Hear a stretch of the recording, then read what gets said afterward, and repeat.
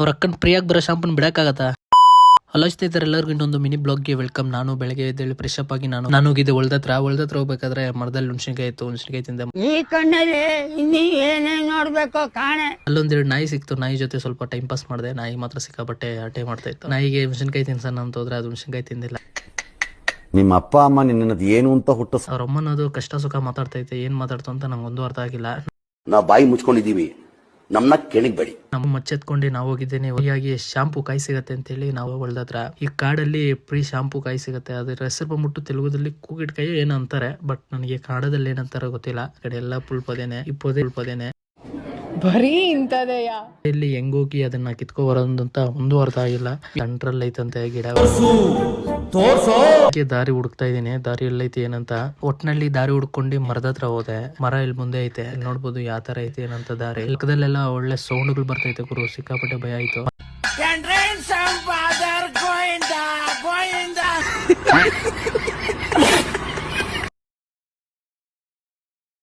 ಮರ ಇದೇನೆ. ಇಲ್ಲಿ ನೋಡ್ಬೋದು ಮೇಳೆ ಐತೆ. ಫ್ರೀ ಶಾಂಪೂ ಕಾಯಿ ಅಂತಾರೆ ಇದನ್ನ. ಅದೇ ಕೂಕಿಟ್ಕಾಯಿ ಅಂತ ಹೇಳಿದ್ನಲ್ಲ, ಅದೇನೆ ಮೇಳೆ ಐತೆ. ಇವಾಗ ಮೇಳೆ ಹತ್ತಬೇಕು. ಮೇಳೆ ಐತೆ, ಕೆಳಗೆ ಒಂದು ಇಲ್ಲ. ಅದು ಒಣಗೋಗಿರೋದಾದ್ರೆ ಕೆಳಗೆ ಸಿಗತ್ತೆ. ಇನ್ನು ಅದು ಒಣಗಿ ಬಿದ್ದಿಲ್ಲ ಕೆಳಗೆ. ಅಲ್ಲಿ ಮೇಳೆ ಐತೆ ಗಿಡದಲ್ಲಿ. ಇವಾಗ ಮರದ ಮೇಲೆ ಹತ್ತಬೇಕು. ಒಣಗೋಗಿರೋದು ಕೆಳಗೆ ಬಿದ್ದು ಎಲ್ಲ ಈ ತರ ಆಗ್ಬಿಟ್ಟೈತೆ. ಎಲ್ಲ ಮರಳಲ್ಲಿ ಬಿದ್ದು ಅದ್ರ ಮೇಲೆ ಎಲೆ ಬಿದ್ದು ಈ ತರ ಆಗ್ಬಿಟ್ಟೈತೆ. ಇದೆಲ್ಲ ನೀಟಾಗಿ ಗಿಡಗಳೆಲ್ಲ ಕ್ಲೀನ್ ಮಾಡ್ಕೋಬೇಕು. ಕ್ಲೀನ್ ಮಾಡ್ಕೊಂಡು ಇವಾಗ ಮರ ಹತ್ತಬೇಕು. ಇದೇನೆ ಮರ. ಇವಾಗ ಮರ ಹತ್ತೋದೇ ದೊಡ್ಡ ಟಾಸ್ಕ್. ನನಗೆ ಮರ ನೋಡಿ ಬೀಜ ಬೈಕ್ ಬಂತು.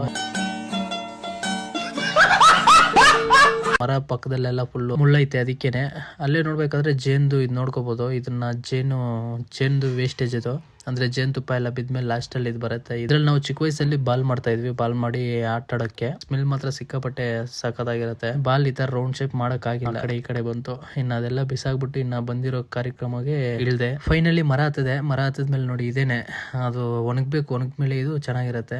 ಮೇಲೆ ಹತ್ತು ಅಷ್ಟರಲ್ಲಿ ನಂಗೆ ಬೀಜ ಬಾಯಿಗೆ ಬಂತು ಗುರು. ನೋಡ್ಕೋಬಹುದು ಮೇಲೆ ಇದೀನಿ ಇವಾಗ. ಆಫ್ ದ ಲಾಂಗ್ ಟೈಮು ಮರ ಹತ್ತಿರೋದು.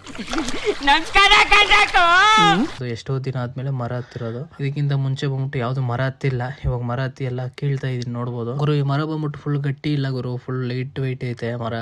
ಸುಮ್ನೆ ಮೇಲೆ ಒಂದು ಕಾಲಿಕ್ಕಿದ್ರೆ ಮುರಿದೋಗುತ್ತೆ ಆ ರೇಂಜ್ಗೆ ಐತೆ. ಬಟ್ ನನಗೆ ಮೇಲೆ ಒಂಥರ ಡಕ್ ಡಕ್ ಅಂತ ಬಡ್ಕೊಂತೈತೆ. ಸಿಕ್ಕಾಪಟ್ಟೆ ಬಿಸಿಲು, ಬೇವ್ರೊಂದ್ ಕಡೆ. ಮೇಲೆ ಎಲ್ಲ ಐತೆ, ಎಲ್ಲೆಲ್ಲ ಐತೆ ಅಂತಾನು ಗೊತ್ತಾಗ್ತಾ ಇಲ್ಲ. ಕೆಳಗೆಯಿಂದ ನೋಡ್ಬೇಕಾದ್ರೆ ಈಸಿ ಅನ್ಸ್ತು, ಬಟ್ ಮೇಲೆ ನೋಡ್ಬೇಕಾದ್ರೆ ಸಿಕ್ಕಾಪಟ್ಟೆ ಕಷ್ಟ ಆಗ್ತೈತೆ. ಒಂದ್ ಕಡೆ ಮೇಲೆಯಿಂದ ಬಿಸಿಲು ತೆಂಗ್ತೈತೆ. ಮರದಲ್ಲಿ ಭಯ ಆಗ್ತೈತೆ. ಮರದಿಂದ ನೋಡಿ ಇಳ್ದೆ ಎಲ್ಲ ಫುಲ್ ರಕ್ತ ಬರ್ತೈತೆ. ಪ್ರಪಂಚ ತುಂಬಾ ವಿಶಾಲವಾಗಿದೆ, ಹೋಗು ಆರಾಮಾಗಿ ಬದುಕು, ಹೋಗು.